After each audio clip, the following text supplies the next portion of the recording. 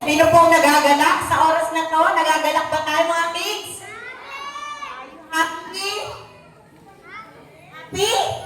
Paano? Okay, show me the happy face. Can you show me the happy face? Everybody smile. Walang happy na kagano, no? Ha? Oh, pag happy, nakalabas ang tip. Saan? Patingin. Patingin. Take note. Bawal. Hindi pupunta sa langit ang mga nakasimangot. Kaya dapat tayo ay laging masaya. Okay? Okay ba yan mga kids? Nagalatak ba tayo? Okay, tunay na mapalad. Tamang tanda ang nag-uunang kaharian ng Panginoon. Amen? Palakpakan nga natin ang Panginoon sa oras na to. Okay? So this is the very first time, no, nagaganapin. Kasi para pong parang trial, pero I think it's not trial anymore. It looks like successful siya. Biruin nyo, mga bata from Tarlac City, from Santa Ignacia, from Sabit, then dito sa Balingkanaway, nagsama-sama, di ba? Ayan, so kung hindi po sa Panginoon, never po itong magaganap. Never po itong mangyayari. Diba? Okay? So, of the team, so sabi ko nga, first ever festival. Ayan.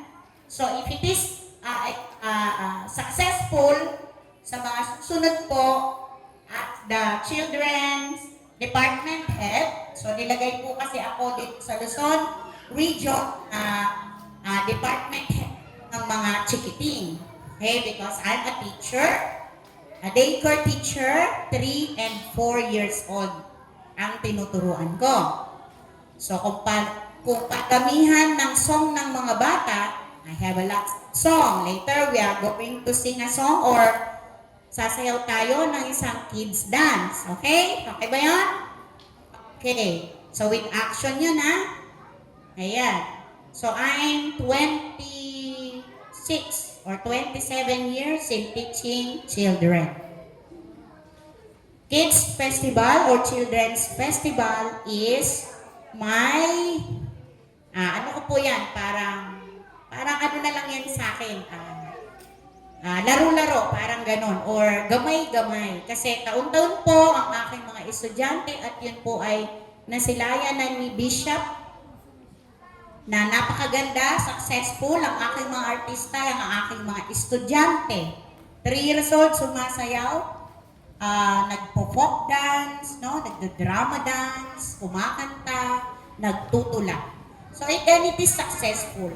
And everything is glory to God.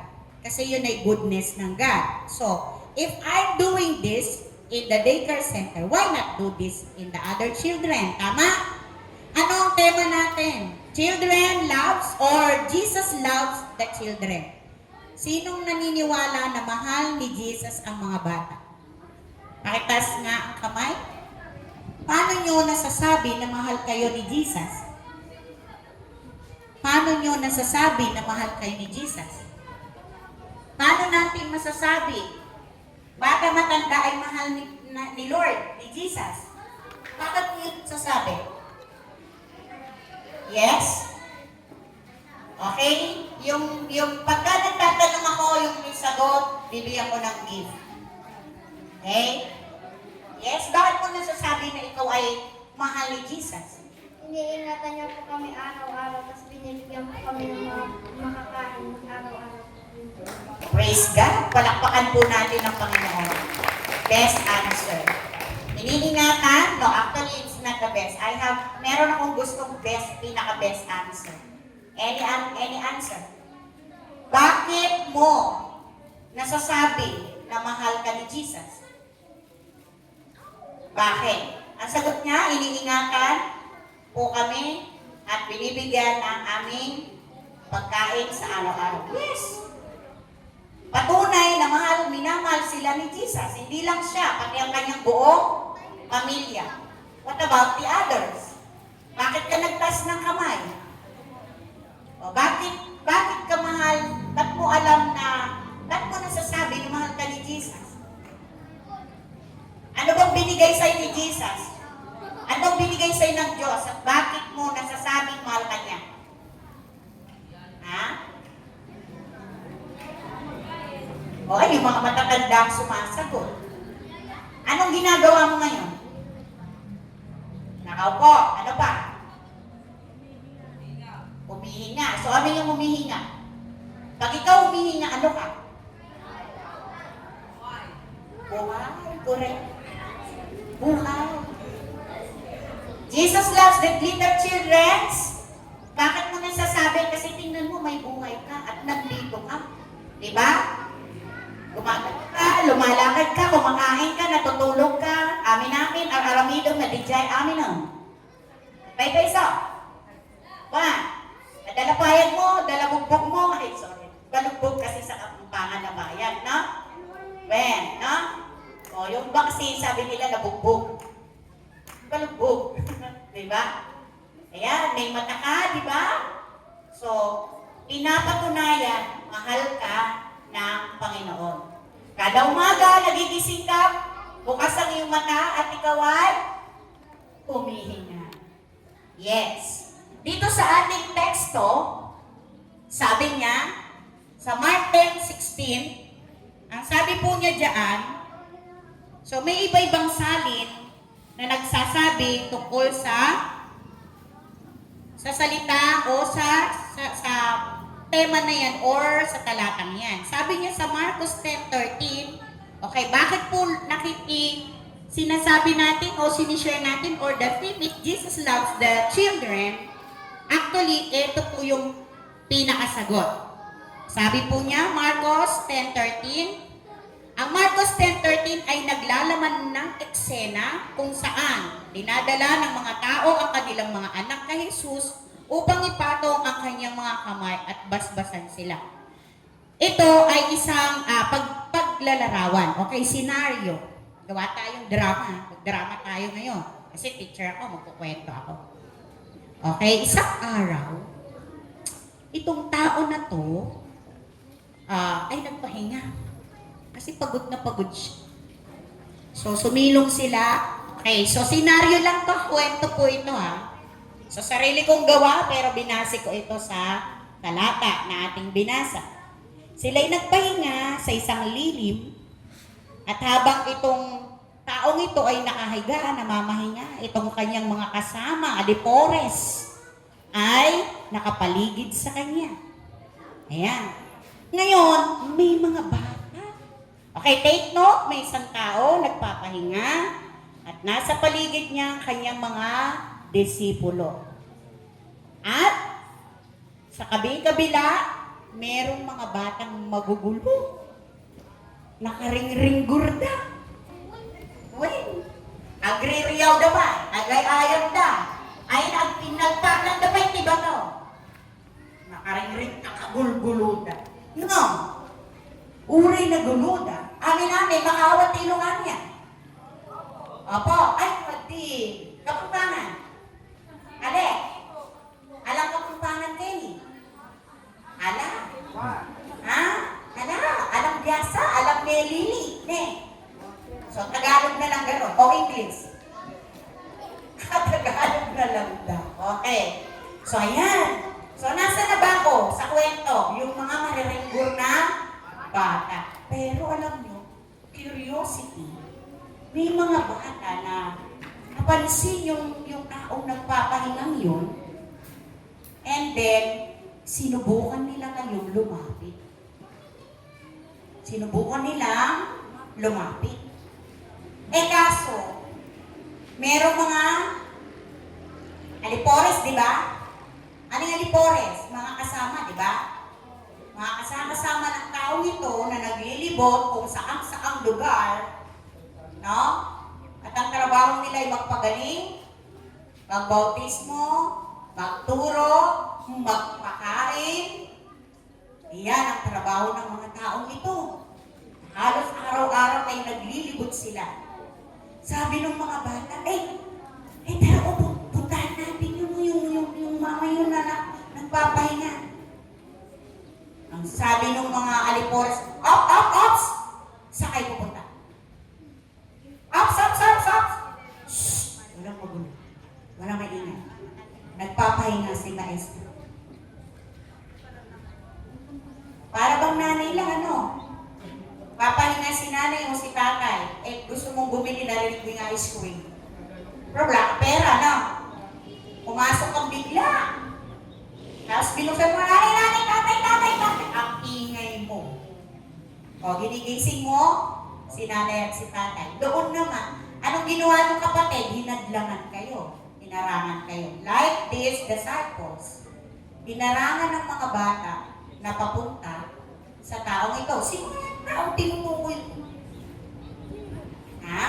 Sino kaya yung gustong makita ng mga bata doon sa kwento, doon sa senaryo, na ayaw ipagambala ng mga disipulo? Si Jesus. Jesus is welcome to everybody. Nagalit si Jesus. Nagalit siya. Bakit?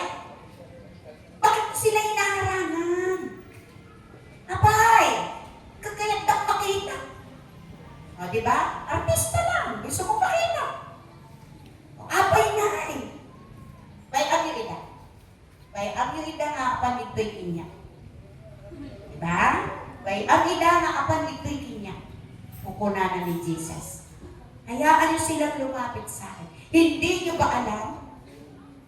Hindi nyo ba alam na ang mga batang ito, they are the much more welcome to the kingdom of God. Wow! Palakpakan natin ang Panginoon. Kayong mga bata, ang pinaka-the best na welcome sa pintuan ng langit. Well, totoo kaya? Ha? Why? Bakit sagot mo hindi? Kasi ang sabi ni Jesus, sa kanyang salita, hindi nyo ba alam na yung mga batang yan ay sila yung more welcome sa kingdom of heaven? Kayo daw yung mga welcome sa kingdom of heaven. Bakit kaya sinabi ni Jesus yan? Bakit kaya nabanggit ni Jesus o nasabi ni Jesus na kayong mga bata ang welcome sa langit? Paano naman lang kami mga matatanda? Sus, pambihira. Hindi ka makakapunta sa langit. Apay mo. Simple lang. What are the characteristics of children? Children are easy to believe. Tama? Madaling maniwala. Sige, sabihin mo sa bata, 3 years old. Kasi aalis si mama. Pag hindi niya binulubulabak si Bulatsi yun, makakaalis ba siya? Sabi niya, anak, maiwan ka ha. May pupuntan lang si mama ha. Bibilhan kita ng laruan. Di ba? Naniwala yung bata, alis si mama. You see? Easy to believe. Madaling maniwala. Ano pa? What are the other characteristics of children? Isipin nyo mabuti kung kayo to ha, kung karakter nyo ba to, una, madaling maniwala. Tama? Sinabi ng mama mo, huwag kang pupunta dun, merong pumaw dun. Nakita na ba ni mama mo? Naniwala ka na? Di mo. Kasi you are easy to believe. Madaling maniwala. Ano pa? Easy to, kung madaling maniwala, madaling magpatawad. Tingnan nyo, naglalaro sila. Tapos nag-away. Niya, magkalaro na naman sila. Tama. Diba? Easy to forgive. Madaling magpatawad. Ano pa? Pangatlo, children are imitators. Ano ibig sabihin ng imitators, teacher? Manggagaya. Tultulan. Tingnan nyo, may sumasayaw sa TikTok. How to dito, di ba? Tinitingnan nyo lang sa TikTok, alam nyo nang gayahin. Bakit? Kasi manggagaya kayo. Madali kayo makagaya. Tingnan nyo yung sumayaw kanina o yung nag-doxology. Di ba? Tinitingnan lang nila ako at nagawa nila yung interpretation ng song. Tama? Easy to believe. Easy to forgive. Easy imitators. What else? Di ba? Tingnan mo yung baby. Bakit imitators manggagaya? Di ba magluluto si mama?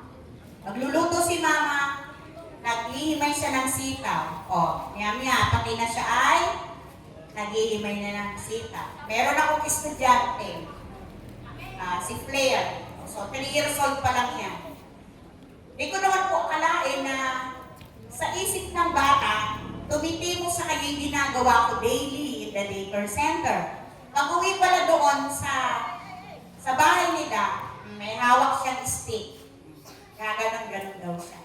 What are you doing, Claire? Sabi daw po ni mama niya. Oh, I'm like Teacher Inga. Diba? I like to be Teacher Inga. So, ginagaya daw po niya ako. Oh, this is that, is that. You see? Imitator. Manggagaya. That's why Jesus loves the little children. The best and foremost is yung easy to forgive. Madaling magpatawa. Nagitalaklak kaya nun, kung nagilabak-bak na nun, ang ganang-gana di Giant Jackwan, kuka yun, dun sa kukat, kaaway pa rin niya. Hindi na makalimutan yung nagawa. Tama? So why not? Kasi they are much more welcome in the kingdom of God. Sa mga bata, sabi ni Jesus, kayo daw ang welcome in the kingdom of God. In the kingdom of heaven. So paano? Paano kayo magiging welcome in the kingdom of heaven? Nung gusto makita ng mga bata si Jesus, inarangan siya. Okay. So ito yung itong mga alagad na nasa paligid ni Jesus na nagbabawal, figuratively speaking, they are the parents. Tama? In reality, mga mamis na nandito, mga daddies, huwag po natin hadlangan lumapit ang mga anak natin kay Jesus. Malaman lang natin, marinig lang natin na, wow, yung anak ko much more welcome in the kingdom of God.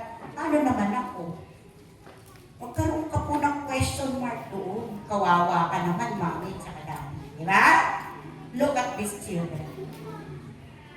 Pinupunta niya si Jesus, pag tinuturuan kayo nila teacher,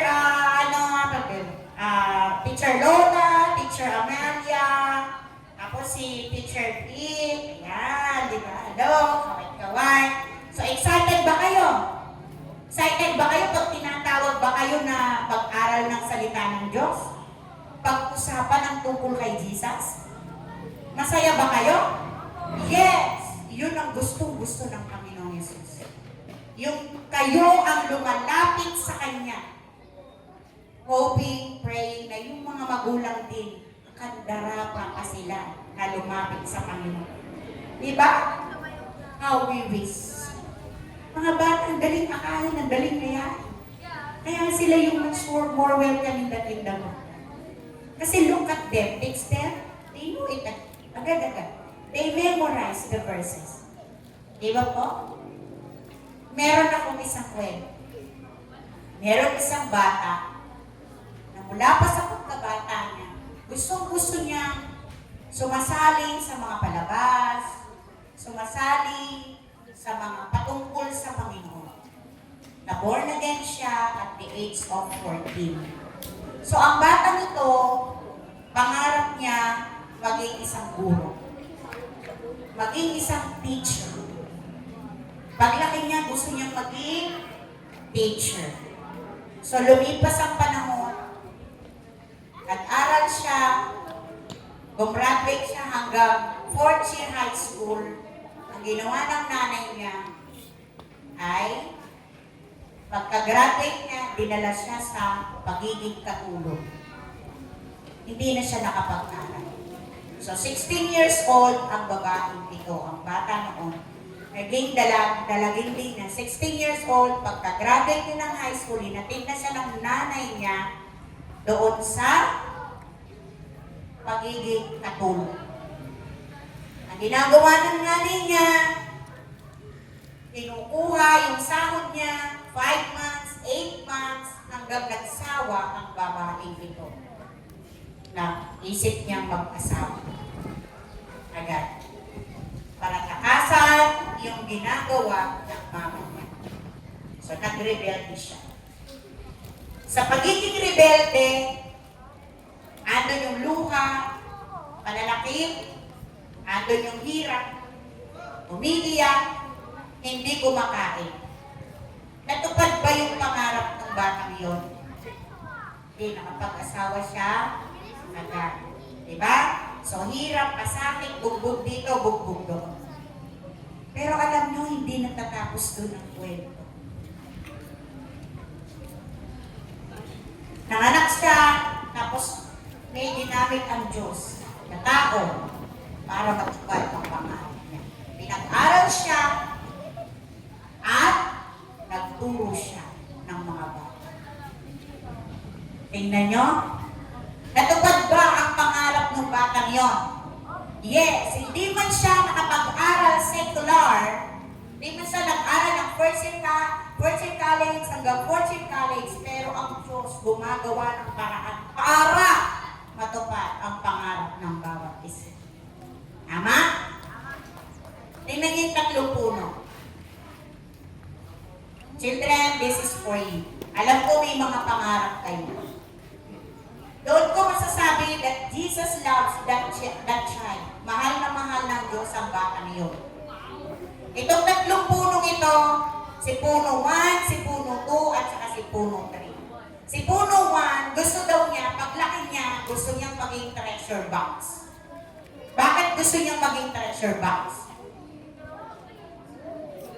Bakit gusto mo maging treasure box? Sabi ni puno 2, sabi ni pangalawang puno. Kasi gusto ko mailagay doon yung mga titulo, mga papeles, mga mahalagang bagay, mga ginto na doon lang. Masaya daw siya doon. Anong pangarap niya? Maging isang treasure box. Tandaan niyo yan, ha? Yung pangalawang puno, o ikaw naman puno to, ano naman ang gusto mong maging? Ako gusto ko maging, gawin ako, pag pinutol ako, gusto ko gawin akong barko. Wow! Gusto niya maging? Ship. Oh, kalaki-laki naman ang gusto mo. Oo, kasi gusto ko may sakay ko yung mga king, yung mga queens, yung mga matataas na tao, yung mga importanteng tao. Itatawid ko sila sa dagat. Wow! Ganda ng pangarap niya, no? Oh, yung pangatlong puno naman. Ano kaya ang pangarap niya? Tinanong siya, ay, bakit puno 3, anong gusto mong maging? Pag ikaw pinutol ka. Wala lang. Gusto ko lang, dyan lang ako. Gusto ko, isa lang akong nakatayo lang ako dyan. Yung tinitingala ako ng mga tao. Diba? Tinitingala ng mga tao. Yung kada daw dumadaan yung mga tao ay nakatingin siya sa kanya kasi mataayos siya. Mataas. Oh. Sa tingin nyo, natupad kaya yung mga pangarap niya? Hindi. Dalawa lang. Parang tatlo yata natupad eh. Tingnan natin. Puno 1. Tingnan natin kung tinupad ng Diyos yung pangarap ni puno 1. Pinutol. Dinala sa furniture. Doon sa gumagawa ng mga naglililo. Okay? Gumagawa ng kung ano-ano. Alam niyo kung anong ginawa sa kanya? Ano? Kainan ng mga hayop. Sapsapan. Anong gusto niya? Maging? Treasure box. Tapos naging kainan ng hayop. Isang araw.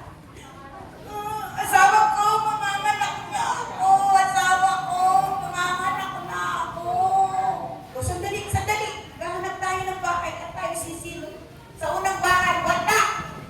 Hindi kayo asa. Sa susunod na bahay, wala. Puno-puno. Sa susunod na bahay, hindi po kayo pwede sa loob ng bahay. Doon po sa kulungan ng mga hayop. So, doon siya nanganak.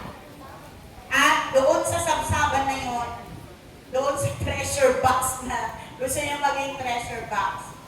merong inilagay na isang napaka-importanting tao. Sino yun? Correct! Si Jesus. Jesus is more than God. Tama? Nanganak, si Virgin Mary, saan inilagay? Sa sapsap. In a manger. Natupad ba ang pangarap nung sa punong isa? Yung puno ba? Natupad! Ano bang gusto niya? Maging treasure ba? Bakit? Bakit niya gusto maging treasure ba? Ilagay, maitago, o maiput. Ibig sabihin, may pasok. Yung mahalaga. Si Jesus ba hindi mahalaga? Correct! Diba? Correct! Natupad ang kanyang pangarap. Wow! Ang alawa. Anong gusto ng puno to? Maging shit. Naku! Sa araw, may mga, so, kinuha ko to at nililok ang bangka. Di nga, yung ginaganon ko, may sakwa. Tawag sa English, kano. Sabi natin, kano. Yan, balsa. It's not a balsa, it's a bangka na may katit. Kano. Okay, C-A-N-O-E. Kano. Okay? So, itong kano na to, nandyan lang nakatambak. Isang araw, yung mga naglilibot na nagpahinga dun sa puno sa ating unang kwento, ay naghahanap ng masasakyan. Nakita nila ngayon yung, nakita nila ngayon yung bangka. Kasi tatawid sila ng ilog. So, wala silang masakyan. Nakita nila yung bangka. Ngayon, so sinakyan siya. Nung nasa gitna sila ng tubig, biglang umulan, nagkaroon ng unos ng bagyo. Umangin ng malakas, napupuno na yung bangka ng tubig. Ang sabi ng mga kasama niya, mamamatay na tayo! Mamamatay na tayo! Sabi nila, lumubog na yung bangka. Tingnan mo yung tao niya na tulog ng tulog. Ginising niya sila. Ginising nila yung tao natutulog. Gising! Mamamatay na tayo, tulog ka ng tulog. Gumising siya. Tumayo siya. Hangin! Tumigil ka. Tubig. Pumayapa ka. Ulan. Huminto ka. Ha? Bakit huminto? Bakit pati mga tubig, hangin, ulan, ba't sumusunod sa kanya? Sino bang tao ito? Sino yun?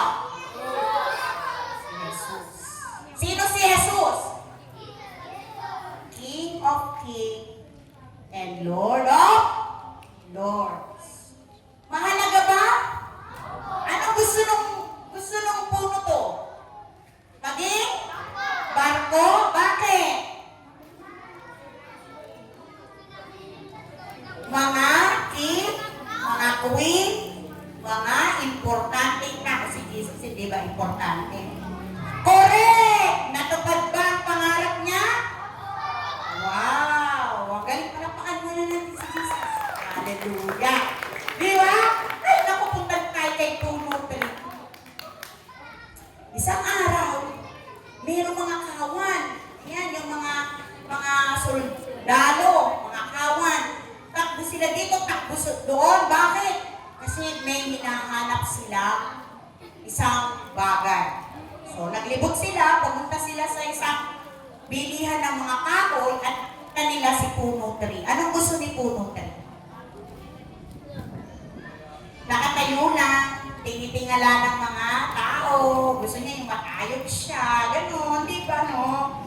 So, may tigo ba, no? O, ngayon, binili. Tapos, ginawang krus. At yung krus na yun, pinasan nung isang tao. Pasan-pasan siya'y pinapalad. At pinako siya sa puno. At lahat ng dumat ang nakatingin. Natupad ba ang pangarap ni Puno Tari? Diba ang gusto niya, tinitingala siya? Oh, how you pray? Lord Jesus, tulungan mo po kami. Diba? Saan siya nakasabi? Sa taas, tinitingnan. Tama? Natupad ba ang pangarap nila? Yes, mga children. Ganon din yung si teacher. Hindi man siya dumaan sa proseso ng pag-aaral, naging teacher siya. Sino yung tinutukoy ko? Ako po yun. Naging teacher ako, hindi po ako dumaan sa secular. Pero dahil naglilingkod ako sa Panginoon, gusto ko may magawa ko sa Panginoon, natupad po yung pangarap. Gaya ng 3 puno natupad, may mga pangarap kayo, alam ko. Mahal kayo ng Panginoon, mahal kayo ni Jesus. Isang araw, darating kayo, makikita niyo ako sa kalsada, teacher, I'm a successful one naman. Tinandaan ko po yung kwento mo na gumagawa, kumikilos ang Panginoon in a way sa kanyang pamamaraan. Basta mga kids, huwag lang mag-stop, hanapin, puntahan, kilalanin si Jesus. Bakit? Si Jesus ang ating Panginoon, tagapagligtas. Okay ba yan? Sige, palakpakan natin ang Panginoon. Maganda ba yung kwento? Jesus loves the little children. Kayo tayong lahat.